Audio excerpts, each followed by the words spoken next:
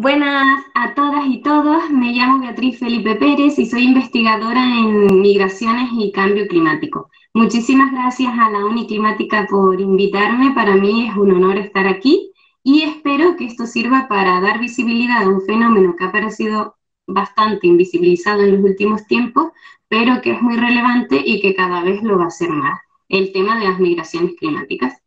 Esta imagen que puse en la portada de la presentación es justamente uno de los fenómenos que Jonathan hacía referencia en su presentación y es la calima que estaba afectando Canarias en febrero de 2020. La puse para recordarnos cómo los fenómenos climáticos no solamente son datos, son cifras, son gráficas, sino que son realidades que nos afectan en nuestro día a día a las personas. Este fenómeno inusual de calima en Canarias afectó una semana más o menos, algunos días más graves y otros días menos. Pero imagínense cómo podría ser un mundo en el que estos fenómenos se vuelvan la nueva normalidad. No solo la calima, sino otros como los que comentaba la compañera y el compañero previamente. Después de esta introducción, vamos de lleno al tema de las migraciones climáticas, la movilidad humana y el cambio climático. Lo que me gustaría explicarles en esta presentación son algunos de los grandes temas. Es una presentación general, pero si alguien tiene interés en saber algunos datos más específicos, pues puede contactar conmigo siempre que quiera y podemos discutirlo con mayor detalle. Entonces, como les comentaba, los temas que vamos a ver en esta presentación son los más básicos relacionados con las migraciones y el cambio climático. ¿De qué estamos hablando? ¿Qué denominaciones se han utilizado? ¿Por qué? ¿Cuál deberíamos utilizar? ¿Dónde se dan algunos casos concretos? Las cifras y el tema de la protección jurídica lo abordaremos al finalizar. Entonces, como les contaba, el tema de la conceptualización, la denominación. Seguramente habrán visto en las noticias, en los artículos, en los organismos internacionales, que cuando hablan de la temática de cómo el cambio climático afecta a la movilidad humana, a veces se utilizan denominaciones como refugiados climáticos, desplazamientos ambientales, desplazamientos climáticos, climatizantes y así infinitas cantidades de formas de denominar a una misma realidad. El problema está en que hoy en día no existe una denominación acordada a nivel internacional. ¿Qué quiere decir? Que no hay un instrumento jurídico ni ningún tipo de declaración oficial internacional en la que los estados hayan acordado de qué estamos hablando. Ante esta falta de interés por tener una denominación conjunta, pues claro, se han utilizado diferentes para señalar una realidad más o menos similar. Entonces, ante esta montaña de denominaciones, ha salido la Organización Internacional de las Migraciones, ha generado una muy amplia, que es más bien una denominación, una definición de trabajo, pero que reúne más o menos todas las características de las migraciones climáticas y que bajo mi punto de vista al menos sirve para tener un punto de partida, ¿no? Esta denominación, que es amplia, como ven, nos cuenta que las migraciones climáticas comprenden el traslado de una persona o grupos de personas. Quiere decir que puede ser tanto un individuo, por ejemplo, una familia que decide enviar a uno de los miembros de la propia familia a trabajar en otra región porque vivían de la agricultura y las sequías cada vez están afectando más a estos cultivos, con lo cual, como medida, una estrategia para sobrevivir es mandar a una persona a trabajar a otro lugar. Esto podría ser una migración individual, pero también pueden ser grupos de personas. En algunas regiones del planeta ya hay comunidades enteras que se están teniendo que movilizar debido a los diferentes impactos de la emergencia climática, predominantemente por cambios repentinos o progresivos en el entorno. ¿Qué quiere decir esto? Que es tanto por impactos concretos, puntuales, como puede ser unas inundaciones, como por fenómenos de degradación lenta, como la elevación del nivel del mar o la sequía, y que están obligadas a abandonar su lugar de residencia habitual u optan por hacerlo. Aquí este es un tema un poquito conflictivo, porque hasta qué punto el irte de tu casa, de tu hogar, por impactos climáticos, ahora veremos que junto con otras causas, pero hasta qué punto eso se puede considerar que estás optando por hacerlo, cuando en realidad hay un conjunto de causas que te están obligando a marchar. Por eso, bajo mi punto de vista, diría que son migraciones, movimientos de población involuntarios. Y continúa la OIM diciendo que es de forma temporal o permanente, es decir, hay movimientos en los que después del impacto climático las personas pueden regresar a su hogar y en otros casos en los que ya no hay forma, ya sea porque continúa el riesgo o porque su hogar, su modo de vida ha quedado totalmente destrozado y ha buscado otras opciones en otros lugares. Y para finalizar en la denominación, nos cuentan que son dentro de un estado o cruzando una frontera internacional. Es decir, hay movimientos, la mayoría que ocurren dentro de los propios países, pero también hay personas que han de marchar a otros países para poder escapar de estas amenazas. En definitiva, podemos decir, en primer lugar, que son multicausales, que eso no lo había dicho.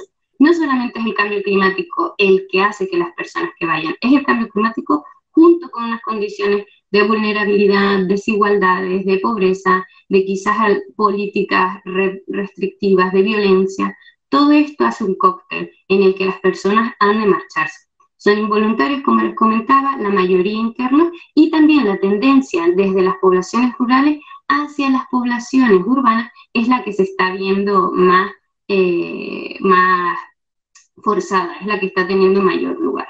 Entonces, ya con esto tendríamos una idea al menos conceptual de qué es lo que estamos hablando cuando hablamos de migraciones climáticas, que también debemos entenderlas como un subtipo dentro del paraguas más amplio que serían las migraciones ambientales, que incluyen no solo cambio climático, sino también otros desastres como puede ser un terremoto, que no es cambio climático, pero también hay una fuerza ambiental que está empujando a las personas a irse.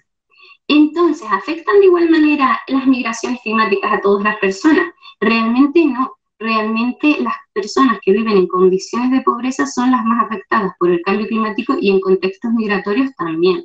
Son tanto que hay situaciones en las que aunque haya un impacto climático muy fuerte, hay personas que ni siquiera cuentan con los recursos para poder irse. Son lo que se denomina las poblaciones atrapadas. Y bueno, en poblaciones atrapadas también podrían entrar aquellas que no quieren irse, que también hay que tenerlas en cuenta, las situaciones de inmovilidad cuando hablamos de migraciones climáticas, que son aquellas personas que aunque saben que su vida incluso puede correr peligro, no quieren abandonar su cultura, su lugar y prefieren quedarse.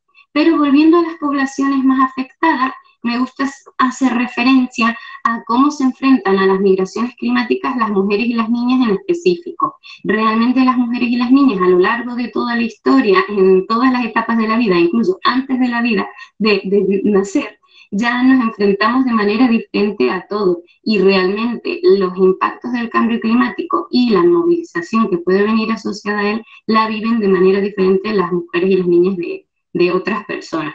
Realmente se ha demostrado como los impactos del cambio climático hacen que mujeres y niñas tengan un menor acceso a la salud, a la educación, que tengan que dedicar más tiempo, por ejemplo, a tareas feminizadas como los cuidados en general, pero ir a recoger el agua, cómo aumenta la violencia de género, cómo en los trayectos migratorios además las mujeres son las que sufren las mayores tasas de explotación y de tráfico de personas, un sinnúmero de características que hacen que mujeres y niñas vivan las migraciones climáticas de una manera diferenciada y que cuando se desarrollen las políticas para tenerlo en cuenta, esto se tenga que tener en cuenta específicamente. Ocurren en todo el planeta las migraciones climáticas.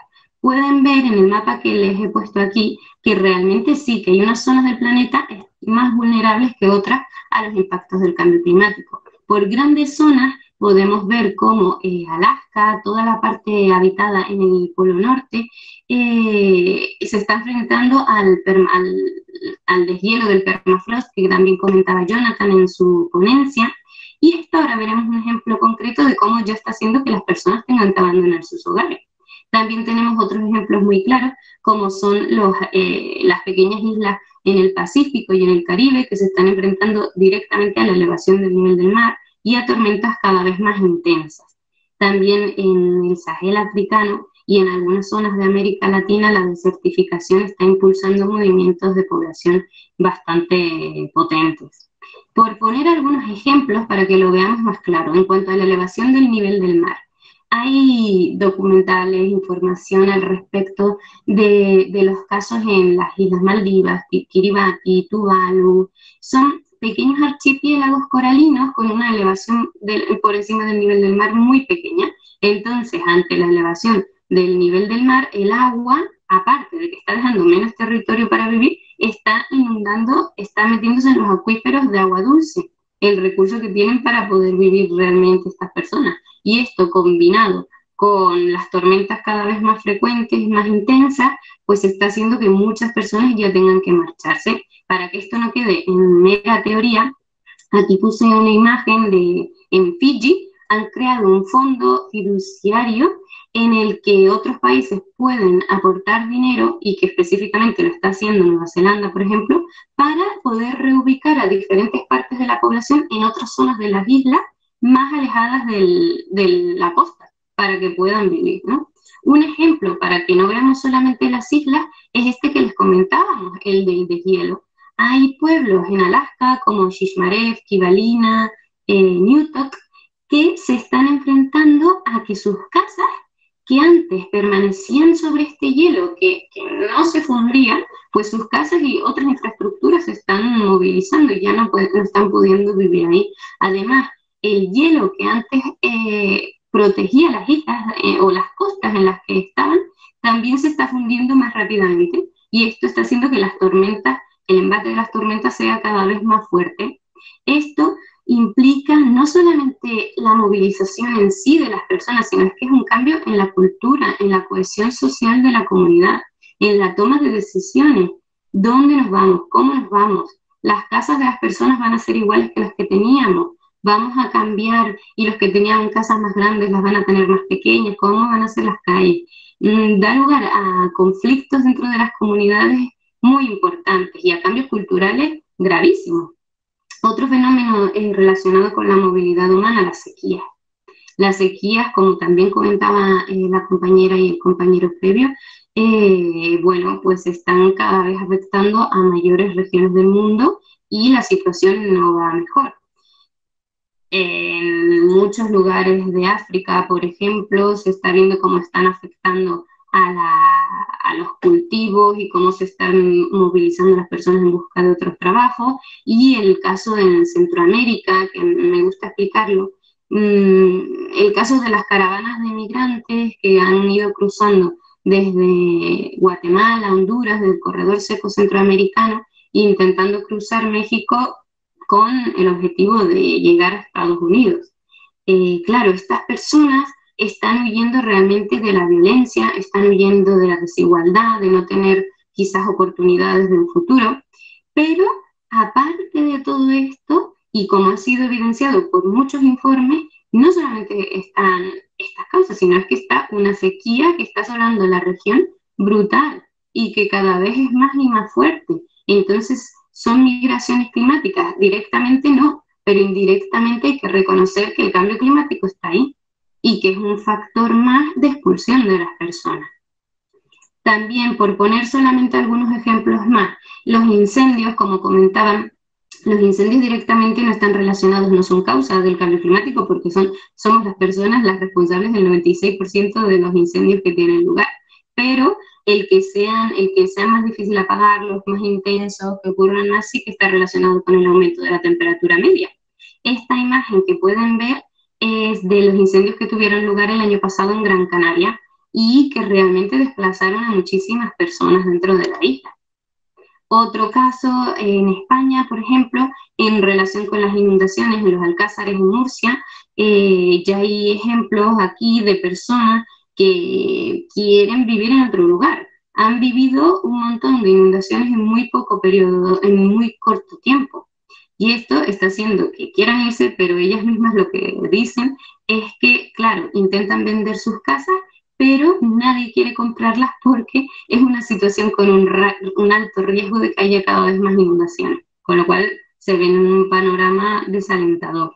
En cuanto a los ciclones, también hay ejemplos de cómo causan el desplazamiento de muchísimas personas. Esta imagen la puse específicamente porque es el ciclón Amphan, que el mes pasado, en junio, perdón, afectó a Bangladesh, la India, y aquí veía unas entrevistas a unas señoras en las que ellas decían que tenían que decidir si quedarse en su casa para poder protegerse del coronavirus, porque esto todo estaba pasando en medio de toda la pandemia, o si se iban a un refugio temporal para poder escapar del ciclón, pero entonces se enfrentaban a lugares donde el distanciamiento social no iba a ser posible y que también se veían en una tesitura muy complicada. Esta es otra imagen de un ciclón que también asoló las islas de Vanuatu, Fiji durante el confinamiento, y como aquí también se encontraban en el mismo dilema y el propio gobierno decidió suspender un tiempo las medidas de confinamiento para que las personas al menos pudieran ir a los refugios temporales. En fin, situaciones bastante complicadas. En cuanto a las cifras, para ir adelantando un poco, realmente hay diferentes aproximaciones de muchos organismos que están generando cifras de unas maneras, bueno, con estadísticas, proyecciones. A mí no me gusta utilizar esas cantidades desmesuradas de personas porque realmente hasta qué punto son ciertas y hasta qué punto es positivo pensar que hay masas de personas que se están desplazando y que cada vez van a ser más. Realmente me parecen muy buenas las estadísticas que nos van dando el Centro de Monitoreo para el Desplazamiento Interno, que realmente lo que hacen es recopilar de cada país cuántas personas se desplazan por desastres al año. No es cambio climático, porque por ejemplo tienen en cuenta terremotos, pero sí que nos dicen por desastres, ¿no? Y nos da una aproximación. En este mapa pueden ver los circulitos azules indican los desplazamientos por desastres y los amarillos por violencia, por conflictos. Y pueden ver cómo la mayoría en todo el mundo son más grandes los círculos azules por desastres que por desplazamientos por violencia. Y en esta otra imagen, también de datos de 2019, pueden ver que el 75% de los desplazamientos, nuevos desplazamientos en el año, estaban relacionados con desastres y solamente el 25% con violencia. Desde que ellas hacen estos informes, siempre, todos los años se desplazan más personas por desastres que por conflictos. Y esto está muy poco visibilizado, deberíamos tenerlo más en cuenta. En el caso de España, que como ya comentaba Mar antes, el problema en las costas, las inundaciones cada vez van a ir a más, pues si entran en esta página web súper interesante de Coastal Climate Central, pueden ver un mapa interactivo en el que pueden ver exactamente las zonas de las costas que se van a ver inundadas si las tendencias en los gases de efecto invernadero siguen como hoy en día y cuántas personas se verían afectadas. Según estas estadísticas, en España, en 2100 hay 210.000 personas con riesgo de sufrir inundaciones. Imagínense, bueno, las estadísticas de más, esta era de 2050. En 2100, 340.000. Si entran en el mapa es muy interesante porque pueden ver, esta imagen por ejemplo es del delta del Guadalquivir, pero también pueden hacer zoom en las zonas del delta del Ebro, por ejemplo, en Tarragona, y bueno, pues ver a lo que nos estamos enfrentando. Es una realidad muy diferente a la del sur global, pero si seguimos las tendencias actuales, es lo que hay, realmente. Esta otra imagen la puse porque si les interesan las migraciones climáticas desde el punto de vista de la Unión Europea, pueden entrar, les invito a visitar este pequeño reportaje que se hizo el año pasado desde Euronews y que han hecho diferentes vídeos con casos de migraciones climáticas ya en la Unión Europea. Muy interesante. Y ya para acabar, solamente quería que abordáramos un poquito el tema de la protección jurídica. Este tema pongo un agujero negro porque realmente es complicado, realmente falta voluntad política para hacer frente a estas realidades y sobre todo para proteger a las personas afectadas. Este tema se viene estudiando desde los años 70, aunque hubo un parón muy grande y en los últimos años ha revivido. Pero la voluntad de encontrar mecanismos de protección a las personas afectadas permanece demasiado invisibilizada bajo mi punto de vista, por eso el agujero negro. Realmente hay muchísimas propuestas desde las organizaciones de la sociedad civil, desde la academia, de cómo proteger a estas personas. Hay borradores enteros escritos de convenciones específicas, tratados para las migraciones ambientales, es la que hay. También hay otra para cambio climático. Hay propuestas de crear un protocolo a la Convención Marco del Cambio Climático. Un montón de propuestas que por ahora no han tenido éxito. Sabrán realmente que uno, como hablamos al principio, de los términos más utilizados es el de refugiado climático. Y hay organizaciones que luchan porque exista la figura de la persona refugiada climática. Esto era lo último que quiero explicar hoy, porque no, me parece que entrar en todos los intríngulis de las formas de protección es demasiado complicado, más súper interesante, pero solamente me quería centrar en este porque me parece que es el que más llama la atención. Entonces, nada más, pues eso, pensar que eso, que en los medios de comunicación a menudo se usa refugiados climáticos, el primer refugiado climático, y hay muchísimas noticias sobre el primer refugiado climático, que en cada noticia es una población diferente o una persona diferente. Pero bueno, a nivel jurídico, ya hablando seriamente, es un término demasiado complicado y nada realista. Hoy en día la figura del refugiado climático no existe. Aquí pueden ver la definición específica de quién es una persona refugiada. Esta definición la estableció la Convención de Ginebra sobre el Estatuto de los Refugiados de 1951. En 1951 el tema del cambio climático no preocupaba como nos preocupa hoy en día, era un tema invisible totalmente. Entonces, en este contexto posguerra, se creó esta definición que costó mucho acordar entre los estados y que supone unas obligaciones muy fuertes para los estados, ¿no? Y dijeron que un refugiado es una persona que debido a temores, fundados temores de ser perseguida por motivos de raza, religión, nacionalidad, pertenencia a un determinado grupo social u opiniones públicas, se encuentre fuera del país de su nacionalidad o no pueda o a causa de dichos temores no quiera acogerse a la protección de tal país. Aquí pueden ver muy rápidamente que no incluye las causas climáticas. Y hay otros detallitos que también son muy complicados de entender cuando quien persigue es el cambio climático, porque para que a ti se te otorgue el estatuto de persona refugiada, tú tienes que demostrar que estás siendo perseguida por estas causas. ¿Cómo se demuestra que el cambio climático te persigue? ¿Quién es el agente persecutor? Que en términos jurídicos son términos muy específicos.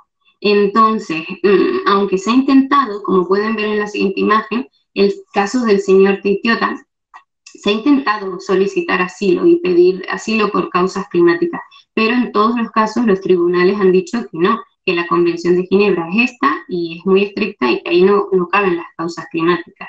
Quizás les suena que a principios de este año el Comité de Derechos Humanos de las Naciones Unidas sacó un dictamen específicamente sobre el caso del señor Titiota y en él decía, aunque en algunos medios de comunicación se vendió como que sí que habían dado el estatuto de refugiado al señor Titiota, esto era totalmente falso. Si se leen el dictamen pueden ver que en ningún momento dice que sí. Lo que sí es abre una pequeña ventanita de esperanza que a la vez es drástica, ahora lo podemos comentar, pero lo que dicen en el dictamen es que en el futuro, si hoy en día los estados siguen actuando como lo están haciendo, es decir, contaminando, sin las medidas de mitigación y adaptación suficientes, llegará un momento en el que se podrá considerar que el cambio climático está amenazando la vida de las personas y que por tanto se podrá activar el principio de no devolución. Es decir, que si una persona, por ejemplo, de Kiribati está en Nueva Zelanda y ella dice que no puede ir a Kiribati porque el cambio climático está amenazando su vida, quizás en un momento puede que Nueva Zelanda se vea obligada a proteger a esta persona y a no poder devolverla a Kiribati. Pero es que para que eso llegue a pasar, la situación en Kiribati tiene que ser terrible y ojalá nunca lleguemos a algo así, porque para poder demostrar que el cambio climático está afectando la vida de las personas, el derecho a la vida de la persona, tiene que ser una vulneración gravísima y ojalá eso nunca llegue a pasar. Por eso hay que buscar otros mecanismos de protección y no esperar a la Convención de Ginebra ni a poder utilizar instrumentos, dejarlo tan difíciles de que puedan llegar a usarse. Hay que buscar otros mecanismos, estrategias regionales de protección, No lo sé, sobre todo invertir en cooperación para que las personas no tengan que marchar de sus hogares, que si lo hacen, lo hagan en las mejores condiciones posibles y se protejan sus derechos humanos a lo largo de todo el proceso migratorio. Ahora ya sí, de una vez por todas, para acabar, solo quería enseñar esta imagen en la que vemos las emisiones acumuladas de gases de efecto invernadero. En ellas pueden ver cómo hay un norte global responsable de esas emisiones que nos enseñaban la compañera y el compañero previamente. Esas emisiones no salen de la nada, salen de un comportamiento, de un modelo de desarrollo predominante en el norte global, como podemos ver en este mapa. Y sus consecuencias son graves en España, sí, pero es que hoy en día son mucho más graves en otras regiones del mundo, donde ya hay personas, como hemos visto, que se están teniendo que ir por culpa de estos impactos. En este mapa pueden ver el índice de vulnerabilidad al cambio climático de 2017 y pueden ver cómo hay un sur global mucho más afectado por los impactos climáticos, que es donde hoy están teniendo lugar las migraciones climáticas. Entonces, ya para acabar, simplemente que reflexionemos sobre cómo esta responsabilidad histórica, estas responsabilidades comunes pero diferenciadas hoy en día nos afectan aquí, pero están afectando mucho más a otros lugares. Y tenemos que tener en cuenta esta interconexión desde la justicia climática global. Intentar presionar, ser conscientes, cambiar nuestros modelos de vida, pero también intentar que empresas y estados impongan unas medidas de mitigación mucho más fuertes y que se tomen realmente en serio la emergencia climática y las consecuencias que hoy en día ya está causando. Esto es todo, muchísimas gracias.